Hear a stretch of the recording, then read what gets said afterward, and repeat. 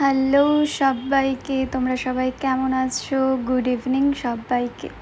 তো যাই হোক, বিকেলবেলা ভাবছিলাম একটু বাইরে বেরোবো, বাট বাইরের ওয়েদার প্রচণ্ড হাওয়া দিচ্ছিল, কখন বৃষ্টি নামে কোনো ঠিক ঠিকানা নেই।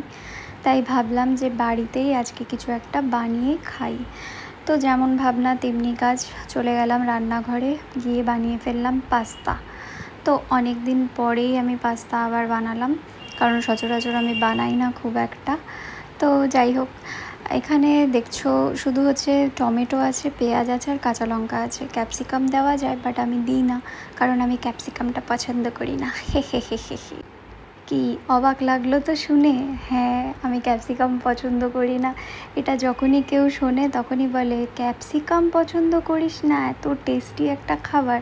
বাট আমার ভালো লাগে না। ইভেন ফ্রাইড রাইস বা চিলি চিকেন যেটাতেই হোক না কেন, আমি ক্যাপসিকামগুলো অ্যাভয়েড করি, আমার ভালো লাগে না খেতে। তো যাই হোক, বানিয়ে ফেললাম পাস্তা শাশুড়ি আর বউয়ের জন্য, সরি শাশুড়ি মা আর আমার জন্য। তো এই দেখো আমার পাস্তা রেডি। তো আজকের বিকেলের এতটুকুই আমি ভিডিও দিলাম, নেক্সট ভিডিও আবার পরে দিব। তো যাই হোক, সবাই ভালো থেকো, সুস্থ থেকো, টাটা বাই বাই, দেখা হবে আবার নেক্সট ভিডিওতে, বাই।